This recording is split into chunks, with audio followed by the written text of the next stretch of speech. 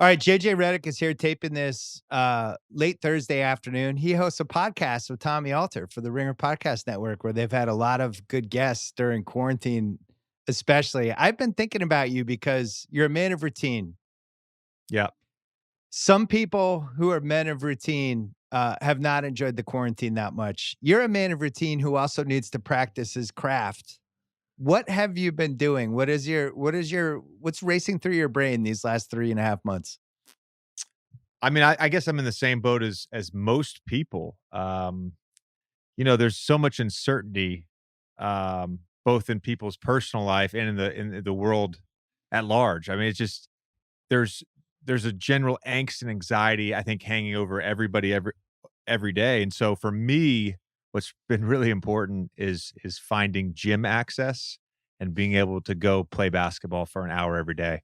I actually said this to the guy who's been working me out here in Brooklyn, but I said this to him today. I was like, I feel like I've gotten better in the 3.5 months of quarantine. Like I've worked my ass off on my game. Yeah. And I've been conditioning. I've ran a ton. Since we came back to Brooklyn, I haven't had access to a weight room, so a lot of the body stuff is just body weight stuff. But I think there is no routine in quarantine, especially for me who has a 5-year-old and a 3-year-old. So my only sort of like solitude and sort of escape is that hour on the court, just going super hard, playing basketball. How many guys in the league are wired specifically like you? Because I think like Ray Allen before you was somebody who is similar in a lot of ways, where it's just like you go to the gym, you have your routine. There was that famous video that time of Ray Allen in the dark with cheerleaders next to him, Yeah. still doing like all the things he did. Like, is there a little club? Is there a text thread? How many of these guys are there? There's not a text thread. I feel like you recognize similar people, and then when you become teammates with guys who are like that, you instantly form a connection. For me, like I'll give you an example, like Tobias and Jimmy with Philly were like two guys that just worked. They loved being in the gym. They loved working on their craft. They loved trying to get better. So that was an easy way for me to connect with those guys. And then it's funny, I get text messages all the time from young guys in the league, and I get a lot of post-game interactions from young guys. During the game, they'll be like, "Hey, man, can I chat with you after the game?" And I'll find them after the game, and they'll ask me about a conditioning routine or my shooting routine or my off-season workouts. I actually had a young player today text me asking me this, all these questions about what my off seasons look like. I think some guys have to figure it out, and then some guys I think are just like sort of wired that way. Like where I feel a sense that I actually feel guilty on days that I intentionally take off. And Yeah. like today, Bill, we had to push this podcast back because my car got towed. Right. And so so my car got towed. I walked downstairs to go to the gym and my car's gone. It was a little bit like, dude, where's my car? Like I'm trying in my brain to be like, all right, I drove my kids back yesterday at 5 p.m. Like where the heck could this car be? And my priority, of course, was I've got to get in the gym. So I've got to push Bill's podcast back because I will beat myself up. I will feel a sense of guilt if I don't get my work in today. Yeah. And I would have made you feel guilty if you didn't do the podcast. So Yeah, exactly. either way, what are you expecting when the season actually comes back just from people's games? Like, have you heard there's all this LA rumor right now, and I haven't been able to crack it, of all the Lakers are playing at some rich guy's house, and it's all like, nobody talk Yeah. about this. Yeah. But have you heard about like different rumors and what teams are doing and all that? Are you expecting people to show up out of shape? What do you think? All right. So in regards to the Lakers, I've heard similar things. Obviously, nothing has been posted on social media supplying us with the evidence that we need. But there is a gentleman, I think his house is in Bel Air, who Yes. has like a Staples Center replica in his backyard. Yes. It's a full court, locker rooms, weight room, steam shower, whatever you want. I've worked out there before. My assumption is those guys are working out there. That would make a lot of sense. I I about And two, he gets great stories for his friends at cocktail parties, like no doubt, a year and a half from now. Like, no hey, doubt. just FYI, remember the quarantine? Yeah, So that's I what's in it for him, right? yeah, for sure. I mean, I think, but look, I never played for the Lakers, and like, you've seen videos of like a couple summers ago, Chandler Parsons was in there a bunch. John Wall's been in there. Like guys, if they're in LA, that's one of the gyms that we can have access to as players. Right. Um, so I actually said this to someone about a month into quarantine when all these guys were saying, like, I haven't touched a basketball. And I've been in two different locations. So the first location I was in, I had access to two different gyms. I got kicked out of two, by the way. I should say that. I got kicked out of two, or like turned down, like, no, we can't. But then I had two. And Yeah. then I came back to Brooklyn and like I finagled my way into access to three gyms. So like if one gym says you can't use it today, I've got two backups. So all these guys saying they don't have access to a gym, I call bullshit. Like you don't want to be in the gym. Yeah. I'm being serious. Like Right. You can't if get in at 6 you o'clock in the you morning don't you anytime? don't want to be in the gym. And Right. yes, some of it is like I'm not following social distancing rules, but I'm going in, no one's touching me. I've got access, like my own personal access. I've got my basketball trainer who I've been with the whole time. And a lot of guys have their personal trainers who they've been with the whole time who can rebound for them. It's an excuse. I don't buy it. So your basketball trainer, that's almost like you've crossed the line, like almost with your kids and your wife, where he's throwing you the ball back. He's not wearing like gloves and a hazmat suit Oh no, like you. Yeah. We Lysol everything before and after the Yeah. workout, hand sanitize, all that stuff. We wear masks into and out of the gym. Like we're serious with it, but obviously there's that period of time where we're each touching a basketball. But I guess what is different between what we're doing, because obviously we're communicating every day. All right, have you had a contact? Have you had contact? Do you have any symptoms? I check my temperature every day per the Pelicans. I have to send in my temperature every day. So we're doing all these things, but what's the difference between us doing that and, guys at a practice facility, Right. going in and seeing a trainer and them doing the same thing with the balls and disinfecting everything? It's the same thing. There's no difference. Was there a point where you felt like the season might not happen? Yeah, for sure. I think most of April and May, I felt initially, and maybe you've talked about this on the pod, so I don't want you to repeat to your listeners, but uh the first 2 weeks it was like, what the is going on? Like Right. like is this, because for them to shut down sports, for them to shut down 90% of the industries in the USA, lock down cities. I mean, it was surreal, it was scary, and so you're trying to figure that out. You're not even thinking really about the NBA. You're like, "Is my family safe? Are my parents safe?" You're thinking about those things. Then it gets into, like, week 4, and, the numbers are still not looking good, and you're just doing the math about, like, it takes this many weeks to do the playoff, and you're like, "If we don't have a decision here in the next couple weeks, we're not gonna have a season."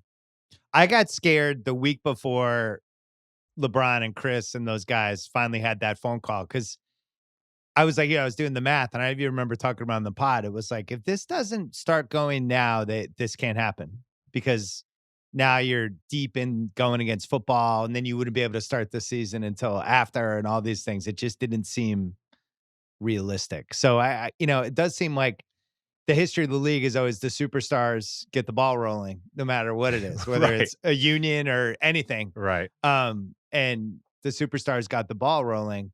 And then last week, you haven't really talked about in your pod that much that all the stuff last week about all of a sudden now there's a whole players union call, 80 people on it, and Yeah. Kyrie wondering, is this a good idea? Like, I actually thought that was really healthy that everybody was having those conversations. Were you concerned at that point that might undermine it? Yeah, so we released a pod today with Taylor Rooks from Bleacher Report, and we talked about it with Taylor, and I just kind of shared, you know, I don't know everything, obviously. I wasn't on the first call, which was Tuesday. There was about 50 players from what I understand on that call. I got the notes from that call, and then I was on the call Friday night. And so leading into the call Friday night, Chelsea, my wife, and I, we had been talking, and I was like, look, this thing might not actually happen. And then I was on the call Friday, and that call actually gave me sort of an affirmation that the season was gonna happen. We have a lot of things to figure out, Yeah. both as a league and in our society. And I'm hopeful that we can all work together to like create real change. And my understanding my understanding is that the NBPA and the league ownership, obviously, like we all sort of want the same thing here. The players, everybody wants the same thing. And so it's really about keeping open lines of communication so that we can really put some policies in place and really invest in some areas where we can change some things. And it does seem like if you use the platform correctly, it will be the most powerful way to get a whole bunch of things done. And if they can figure out all that stuff in the right ways, it's going to work.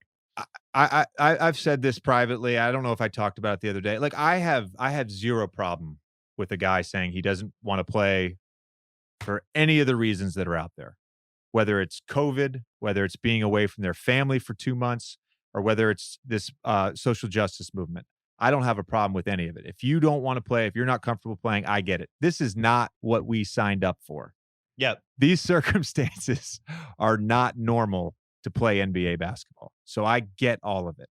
One of my concerns with not playing in general is if we do not play, and we're obviously that would be a huge statement from our players. It would be a topic of conversation for a number of weeks. But as you start getting into September and October and November, the conversation is going to be about football in late August, if they still have it, the Republican National Convention. And Maybe then people going back to school. maybe people going back to school, maybe a second wave, and then the election. The election is going to eat up 80% of media coverage in the fall. Yeah. So if we don't play, there's a chance we've missed a real opportunity. Taylor Rook said something on my podcast. It's not just about wearing a t-shirt, though. It's not just about doing something during the national anthem or saying something in a post-game interview. We really have to work with the NBPA and the league on figuring out actionable things that we can do to help. That's what it comes down to. We have to do something beyond just tweeting and talking and wearing t-shirts. Not gonna be enough. Well, now that they've finished a 133-page guidebook that was like the size of Lord of the Rings, and they know where at the hotels. Congrats on being at the yacht club, by the way. Listen, the, I don't want to brag. I don't want to brag. corner but suite. I've been breaking news on my podcast. Okay. It was like 3 weeks ago. I spelled it out on my podcast what the formula was going to be. This is like 8 days before they voted. I You spelled did. it out. And then I think it was maybe it was the Pat Connaughton podcast. I gave the 3 hotels we were staying at. I knew the 3 hotels, which didn't come from the PA either. That was from another source. I'm breaking news on my podcast, Bill. That's all I want to say. That's all I It's wanna say. a JJ bomb. But now that we have all this stuff settled and everybody knows, all right, here's what's happening. Here's when we have the whole schedule, all that stuff. Yeah. Now it seems like they could spend the next couple weeks figuring out, all right, how are we going to use the platform? Yeah. What are the 5 things we want to achieve here? Yeah.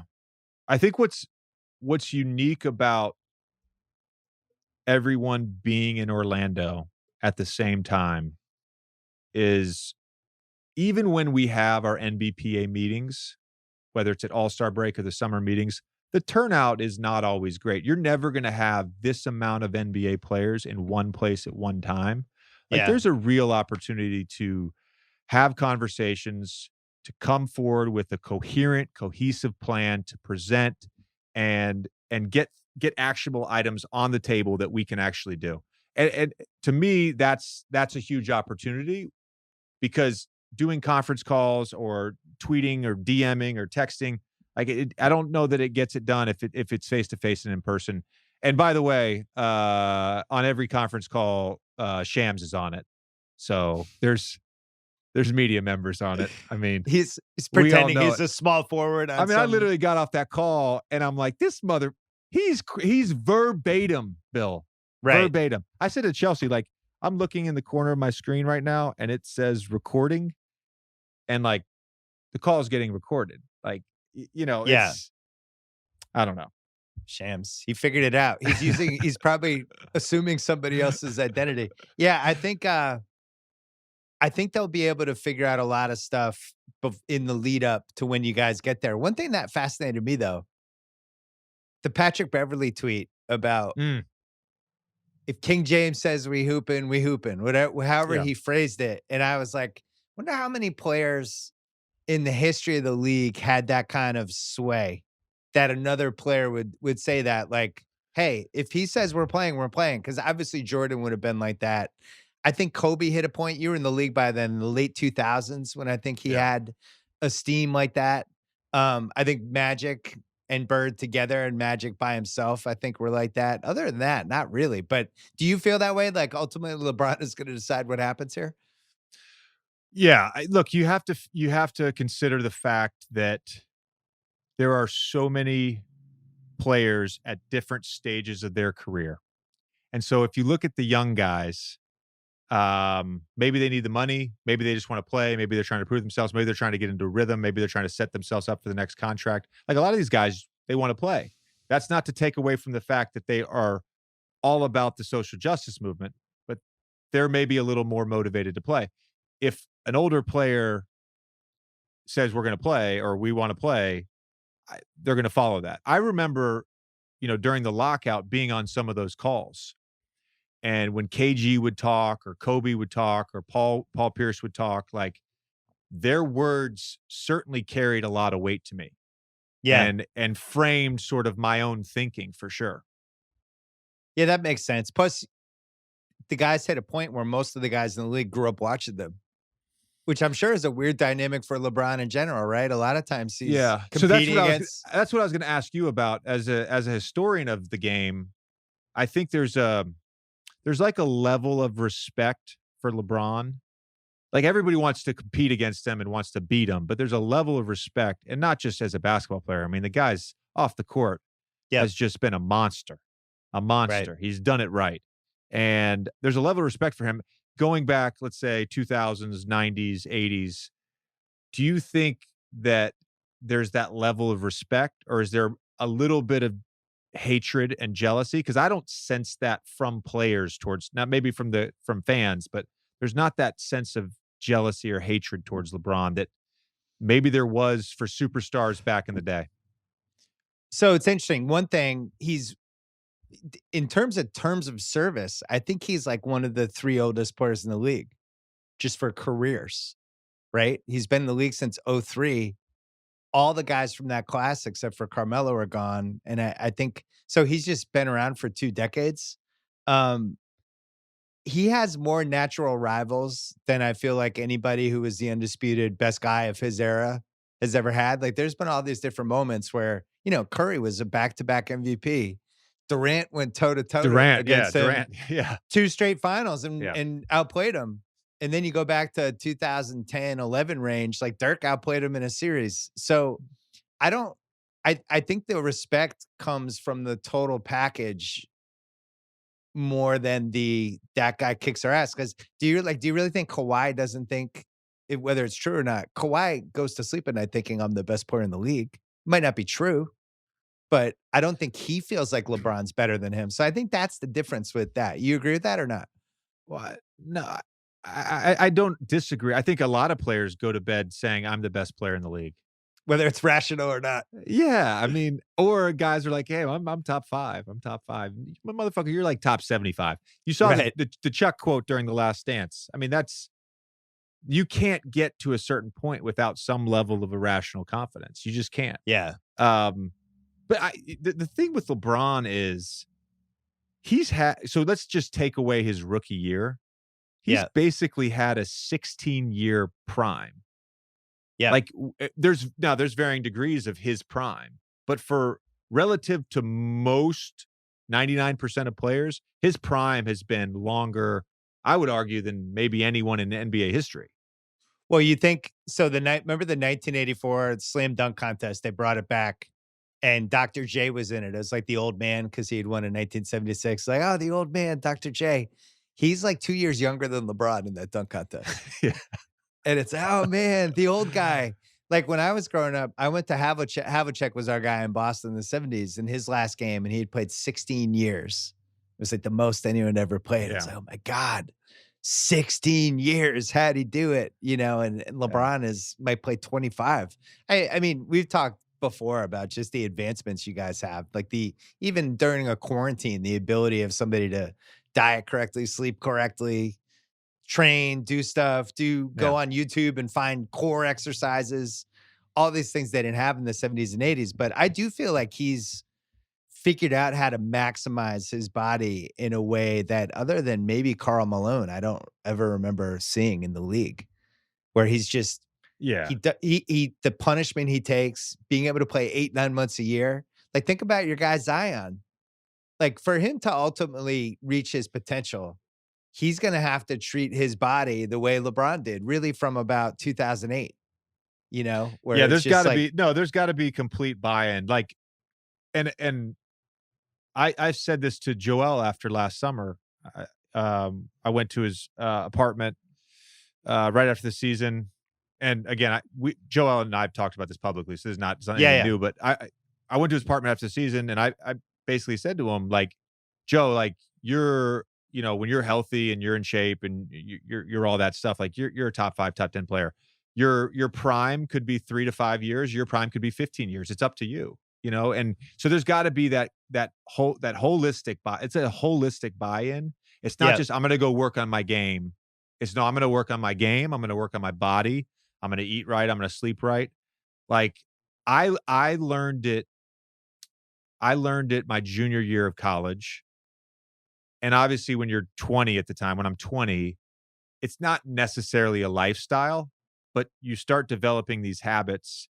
And then by the time you're like 24, 25, like it's just your lifestyle. Like you go to the gym and you work on your body and you work on your game and you eat right and you're worried about your sleep and you're worried about what you put in your body all the time. It's all the time. It's constantly. Um, I don't know how many guys really do that, but when you have someone as talented as LeBron and he does it, you And he see does it the best out of and he does everybody. it the best. Yeah. You see the result of that. You see the result of that. And you know what? CP and I have talked a bunch about this too, because CP has made a huge change over the last few years, and he's always worked hard. No one's ever questioned his work ethic, but just like really understanding what he's doing, and he's. I mean, Bill, I remember reading you when you used to write for ESPN, and back in like 2011 when Chris had his knee injury, and you saying like, "Oh, Chris looks like he's limping. He looks like he's playing on one leg. Like, there's no way this guy's going to last." And like him and I are basically the same age. Like he was an all-star this year at 35. It's remarkable. It's remarkable. I never thought he was in great shape when I would go to the Clipper games. I didn't think he was in bad shape, but Right. I definitely thought in the beginning of the year he would play himself into shape, stuff like that. I thought he was moving as well as I've ever seen him move at Oklahoma City. Yeah. And he Yeah. clearly, he's talked about it, like plant-based diet, all that stuff. I remember Paul Pierce, who we almost made the finals with him in '02. I say we like I'm on the team. Yeah. Um, and then he was a little choppy, had some issues. Ricky Davis joined the team. That got a little dicey. And he had a bad year, and they lost to the Pacers in a game 7. And it was kind of a fork in the road moment for him. And I think he saw it. And he came back the next year, and he was awesome. And from that point on, he started really working on his body. And then KG comes, and KG's like this force of nature. Yeah. And then now Yeah. everybody, there's no other way. Yeah. You can't not work if he's on your team. So Pierce was able to buy this little extra piece of his prime that I don't think it would have happened otherwise. I just think he would have had the same kind of career most guys have. Yeah. If you never change, you lose out. You lose out on 3 or 4 years. Absolutely. You lose out on Iverson three. Iverson's a good example. Iverson was Yeah. was done in '08. He came Yeah. in the league in '96. It Yeah. was done by the time he got to Detroit. So It's yeah, so I look at Zion and I'm like, is Zion and Embiid are the two guys where if you could just do a fantasy draft and be like, what two guys do I hope learn from LeBron? Because it'll yeah. be fucking awesome to watch them for 20 years. I think those would be the two guys. I would agree with that. I would agree with that. What's The what's been your impression of Zion, by the way? I don't think we've talked about it on the pod. You got to spend a year with him. Yeah, so my first impression of him is I've never met well, it's 19 when I first started, hooping with him, but I've never met a 19 or 20-year-old who's that famous and that famous from such a young age who was so level-headed. Right. Like, he's not an asshole. He did there's nothing doesn't have a big head. He's a great teammate. Um, I think the biggest thing for him, and you just kinda touched on this, is, like, him just learning to develop the right habits. Um, but I have no doubt that he's gonna do that. I have no doubt that and going back to Joe, I have no doubt that Joe will. And you saw this thing the other day where he says, like, "I've been in the gym 6 days a week for the last 4 months." It's great. My hope is that Joel can do that for the next 10, 15 years and just be a first ballot Hall of Famer and win championships. Like, that's my hope for Joe. That's my hope for Zion. Um, you know, I Bill, I think a lot about my own career when I think about these guys, because part of Yeah. me is like a little jealous. I feel like I've for the most part, I've maximized my career. And I want these guys because, like, if these guys maximize their career, they've got everything. Yeah. They've got things that I could never achieve. They've got things I could never achieve. And they'll achieve some of those things, no doubt. But if they really buy in, they're first ballot Hall of Famers. They're multiple, all NBA, multiple MVPs. Like, Joel should win MVP. I have no doubt. He should, for sure. I hope he, as a Celtics fan, I hope he never totally takes it seriously. I hope he gets like 85% there, not 100. It's it's funny, like, so you come in the league in '06. We redrafted your draft, by the way. You went way higher Yeah. than you did in the actual draft. We did What, it's on the book of what pick basketball. did I end up going? What pick I did think I you end went up going? like fourth. I took you early. I think I jumped on you early because I was like, I'm Wow. making 20 years of JJ. Dude, 2026, he might still be playing. But I think one thing about your generation is the internet and the 24/7 talk cycle has probably positively affected a lot of these guys. Whereas in the 90s and the 80s, hearing negative feedback that's actually true and actually hits home, but it's not wrong. I think it's the opposite for writers. I think the internet and social media is the worst thing that ever happened to writers. But in basketball, if Joel Embiid is hearing like, hey, part of the reason the Celtics beat you in 2018, earmuffs, sorry, I didn't mean to hurt your feelings. Part of the reason we beat you is because you were huffing and puffing in game. You weren't Yeah. totally in shape yet. And you have Barkley and Shaq talking about Joel's got to take it more seriously. Like, those are Hall of Famers who don't believe in your work ethic yet. That has to help him. Just has to. Yeah. I don't disagree with that. I would spin it in sort of another way. So, Okay. I with the way social media works and that everything's out there, and the way, our league works and that everybody copies everybody else, if somebody has a basketball trainer, "Hey, I need to get a basketball trainer." I might work with the same guy, actually. He had a pretty good year last year. If Yeah. somebody's got a personal trainer, "Hey, I see this guy work I like what they're doing. I'm gonna go." Th People didn't there was no exchange of information amongst players when I got in the True. league. That was 14 years ago. I can't even imagine what it was like in the '90s or '80s about all this stuff. So social media has put all the good stuff out there as well, and guys wanna do what other guys are doing. And I think that's a big reason why you're gonna see a lot of these players, and my generation included, who are gonna play pretty damn good basketball. Maybe not prime basketball, but pretty damn good basketball well into their late 30s. The only thing that worries me is just all the studies about the AAU generation and all the miles that these guys have on them by the time they Yeah. get in the league. Because even I guess you were a borderline AAU generation, right? But you weren't playing like 5 basketball games at a weekend, were you? Or did they have that when you were in high Oh, school? yeah. Oh, They yeah. had all that already? Yeah. When did that start? Oh, man. I So maybe I that's good. So I you're knew it you're I doing knew all it all right. through high school. I knew it all through high Yeah. school.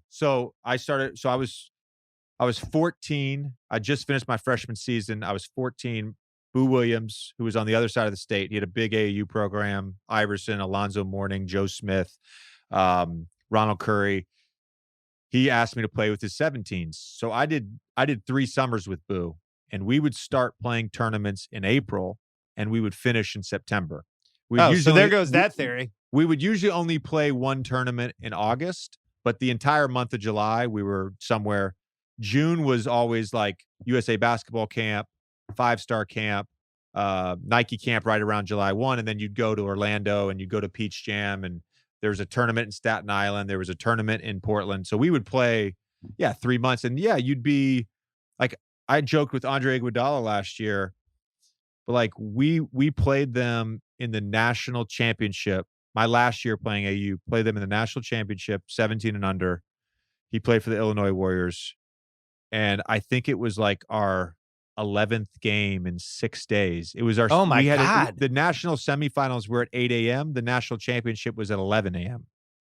Like we just would play. You go play. And I shot like 4 for 18. Part of that was he was a really good defender, but also, Yeah. I mean, by that time of the tournament, I was just gassed. I had nothing left. Nothing left. That's stupid. I mean, we don't have a sports czar. We have nobody overseeing any of this stuff. And this is like a classic reason why you need a sports czar. It's like, hey, this is a bad idea, 11 games in 6 days. Bill, this is going to happen though. There will be someone who's going to do this. I actually have a buddy who's pretty involved in these sorts of things. He's involved with actually overtime, but this is like his big passion project right now. He's doing it with a couple other people. They're trying to find the right person to oversee this, but we need to actually look out for these kids. We have to look out for these kids. We're doing them a disservice for sure. My daughter's soccer team, our coach is like pretty diligent about, because you could have these tournaments where you play 8 games in 4 days, or like just Right. you're just doing double headers, Yeah. and it's like 90 degrees. You're in like Las Vegas, and and we had a couple of those when she was 10 and 11, and like the second game, like it's like, is my kid gonna keel over? How is this help? Everyone's just kind of wobbling around like a maniac. Are you, speaking of kids, are you bringing your kids? What's going on? What's the plan? Orlando? Is everyone coming? Well, they can't come. I mean, they can come if we make it to the conference semifinals. No family. That's the only time. No, so once there's 8 teams left of the 22 conference semifinals, that's when family can come. So I'm leaving next week, and I'm looking at 2 months without my family. It's Do you guys have a chance? You're behind, right? You're a few games. Yeah, Are you like 3 behind? 3.5. Yeah. So we have a chance. I haven't seen our schedule yet. I mean, they're algorithming it right now based on your next 8 games of teams available to play. But I think we definitely have a chance. I mean, I would love to make the playoffs for sure. Well, you have a little streak at stake. I wasn't going to bring it up. No, come on. I told no Lou Gehrig.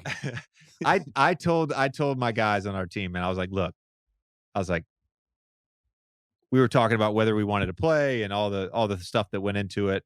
And I said, my playoff streak in my decision about whether I want to play or not play is completely insignificant.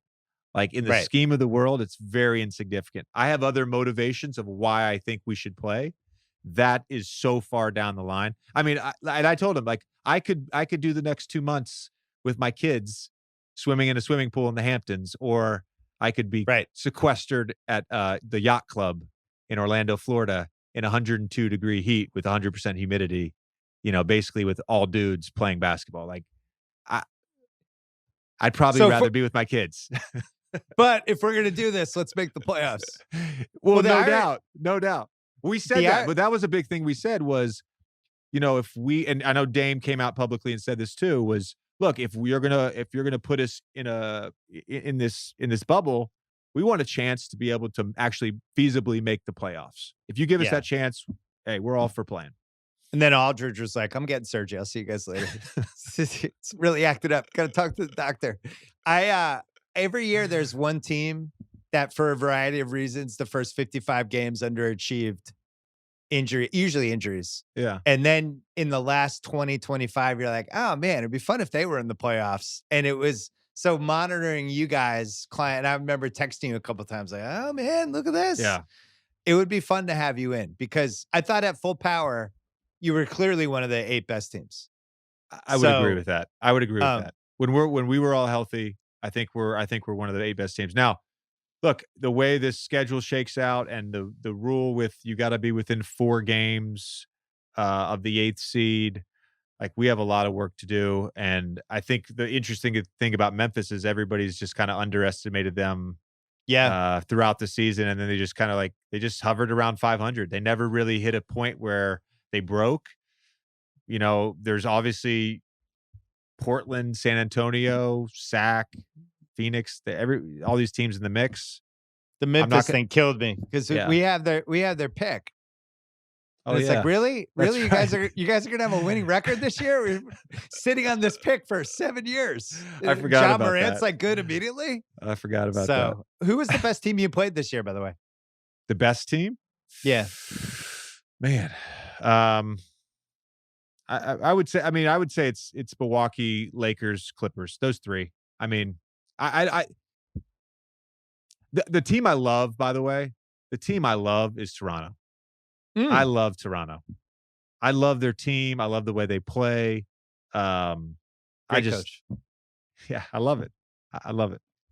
It's amazing that they were able to shrug off the Kawhi thing and kind of patch his numbers together and still do their thing. And then the Lowry, Well, they had injuries too. They yeah. had a bunch of injuries. They just kept winning. Yeah, I'm excited to see my team again. I missed my guys. I was really getting attached. Tatum, Brown, Marcus Smart. We had Kemba. All of a sudden, then it's over. All right. We can listen to your What's your podcast schedule going to be? People are asking. Once we get toward the season, you have to shut Yes. it down. No, absolutely not. Okay. Absolutely not. So Because Zoom's been good for you. Zoom's been super easy. It's super easy. It's super easy to get on somebody on a Zoom call. We're doing a recording next week with Win Butler from Arcade Fire. He's become a buddy of mine. He lives down in New Orleans. We've been trying to get him on the pod. So he'll probably be the last one we do before we get down to the bubble. I may do one in New Orleans during that little 10, 14-day period where we're not practicing, but we're practicing. I'm not sure what's happening. And then, the podcast is going to be all behind the scenes stuff. We'll have some players on from other teams.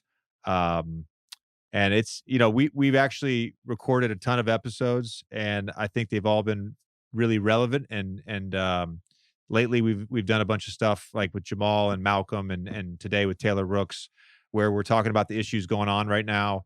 And it's just important to hear from them. I mean, that's the biggest thing. They have such good perspective on things, and I've actually learned a lot just in listening to those three guests. The other thing we forgot to mention about Orlando is it's going to be Tampa-palooza 2020. All these dudes together, all these potential free agents, or a year from now, I can't even imagine what's going to happen. It's going to be wild. I'm bringing my sticks down there. I'm gonna play some golf, and so I'm wondering who else is gonna bring their clubs down, and will there be some action on the course? Curry will bring them. Curry for sure, but he's not coming. Curry's not coming. Oh yeah, you're right. So Iguodala is coming though. Iguodala. Curry might come anyway for the golf if he knows he's gambling on golf. Willie Green will bring him, although he's with Phoenix as an assistant. I just don't know many dudes that play golf anymore. Like, it's not a thing. When I got in the league, everybody played golf. Really? Yeah. Probably half my team in Orlando played golf. Half. I would say I would know one other dude on my team in New Orleans that plays golf. Frank Jackson. Which guys on Orlando played golf? Arroyo. Pat Garrity. I should have guessed that one. Jameer I played. can totally see him out there. Not Dwight. No, Dwight didn't play. Not Dwight. Can't imagine him out there. I can imagine the foursome behind him getting annoyed because Dwight's on the green, like not leaving and messing around with the flag or something, and then them just hitting into him. I'd have a hard time believing that Dwight could take golf seriously. I have a real hard time believing that. All right, JJ, good to see you. Good luck. Right. Good luck in Orlando. Good luck with the fam. All right. Thanks, Bill.